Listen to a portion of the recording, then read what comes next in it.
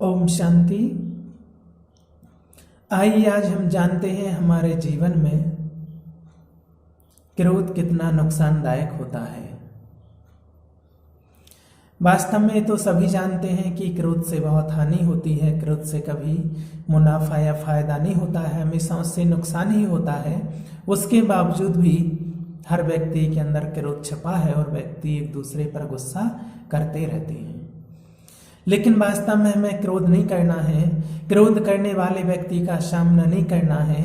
क्रोध करने वाले व्यक्ति से हमको बचना है, तो ही हमारा फायदा होगा। क्रोध करने वाले व्यक्ति का अगर सामना करते हैं तो उससे नुकसान ही होता है, ये सभी जानते हैं। जिस प्रकार से हम रास्ते चलते जा रहे हैं, अगर रास्ते में कहीं कीचड़ आ जाता है तो हम कीचड़ में से नहीं जाते हैं। क्या कोई कीचड़ से जाता है? सब लोग साइड से रास्ता निकल जाते हैं। उस कीचड़ में से कोई नहीं जाता है। कीचड़ से क्यों नहीं जाते हैं? क्योंकि कीचड़ में से जाएंगे तो नुकसान किसका होगा? हमारा। कीचड़ का तो कुछ बिगड़ेगा नहीं, बिगड़ेगा हमारा। कीचड़ का क्या बिगड़ना, वो तो कीचड़ है ही, है ना। गंदे होंगे हम भिड़ जाएंगे, गंदे हो जाएंगे। इसी प्रकार से जब कोई व्यक्ति क्रोध करते हुए आता है तो वो कीचड़ से भरा हुआ है, वो तो पहले भिड़ चुका है कीचड़ से। अगर हम उसका सामना करते हैं, उससे वार्तालाप करते हैं, तो हम और गंदे होंगे, हम कीचड़ में भिड़ जाएंगे।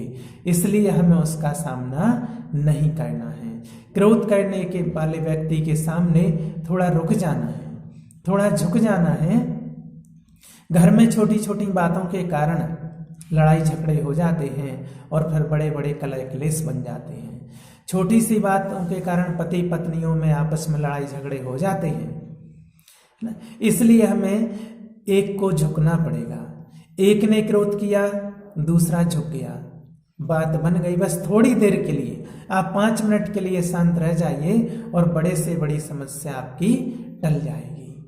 इसलिए कहा जाता है क्रोध का जवाब क्रोध से नहीं शांति से देना है। आग का जवाब आग से नहीं पानी से देना है। क्योंकि अगर क्रोध से जवाब क्रोध का देंगे तो और आगे बढ़ेगी, अग्नि भड़केगी, उससे हमें कोई लाभ नहीं होगा। इसलिए कहा जाता है लड़ाई झगड़ा कितना भी हो जाए, लड़ लेना, झगड़ा कर लेना, पीट देना, पिट जाना, लेकिन बोलचाल बंद नहीं करना। क्योंकि बोलचाल बंद होने से ही, बोलचाल बंद करने से ही सुलह के सारे दरवाजे बंद हो जाते हैं। इसलिए हमें बोलचाल बंद नहीं करना। लेकिन आज होता क्या है, अगर किसी से लड़ाई झगड़ा हो जाता है तो व्यक्ति तुरंत बोलता है मैं कसम खाता हूं आपसे आज के बाद बात नहीं करूंगा, आपके दरवाजे पर कभी नहीं आऊंगा, ऐसा बोलते हैं।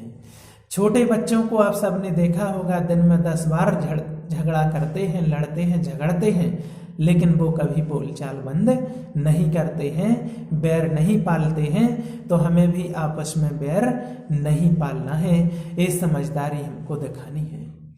क्योंकि पति पत्नियों में अक्सर करके आजकल लड़ाई झगड़े होते रहते हैं। कई लोगों ने कहा है भाई भारत और पाकिस्तानी बारूद कब फूट जाए, बमबारी कब हो जाए, कोई भरोसा नहीं। आपस में लड़ाई झगड़े हो ही जाते हैं। एक बार कहते हैं एक पति पत्नी का झगड़ा हो गया। पति को सुबह भोपाल जाना था, 6 बजे की ट्रेन थी। पति ने पत्नी को चिट्ठी पर लिख के दिया, एक चिट बना करके दी, मुझे 6 बजे भोपाल जाना है, 6 बजे की ट्रेन पकड़नी है, मुझे सुबह 5 बजे उठा देना। पत्नी ने वो चिट ली और सरयाने डाल दी। सुबह जब पति उठता है तो घड़ी पर उसकी नजर पड़ी तो 8 बजे है।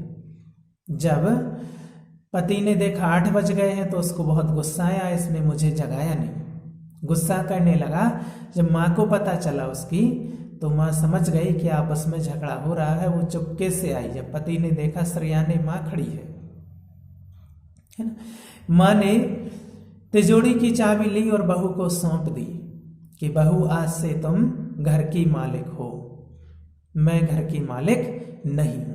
तिजोरी की चाबी सौंप दी। बहू खुश हो गई। कुछ दिन के बाद बहू का भाई लेने आया मायके के लिए बहू को, तो घर वाले ससुराल वाले जाने नहीं दे रहे थे कि नहीं बहू बहुत अच्छी है, यहीं रहेगी। तो भाई ने कहा रक्षाबंधन का त्योहार है और जाना तो पड़ेगा, भाई को राखी बांधेगी। तो कैसे करके बहू की बहुत खुशी खुशी से विदाई की। बहू जब जाती है पूरे रास्ते भर ससुराल की बड़ाई करते हुए जाती है। पहली बार गई थी बहुत बुराई करते हुए, दूसरी बार गई बड़ाई करते हुए। घर पहुंचती है, पिताजी दिखते हैं, उसके पिता के गले लग जाती है। पिता पूछते हैं बेटी ससुराल कैसी लगी? तो बेटी कहती है एकदम स्वर्ग जैसी, ससुराल मेरी एकदम स्वर्ग जैसी है। पिता पूछते हैं ससुर कैसे हैं? बोले आपसे भी अधिक स्नेह देने वाले। बोले सास कैसी है? सास की तो कुछ पूछो ही ना, मेरी माँ की कभी कमी महसूस नहीं होने देती है। माना जितने लोग थे ससुराल में सबकी बड़ाई करने लगी। ससुर ने कहा बेटी तुम्हारी परीक्षा पूर्ण हुई।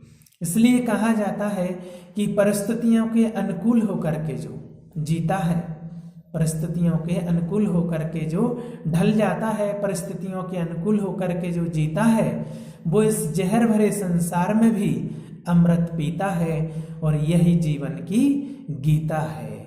ओम शांति।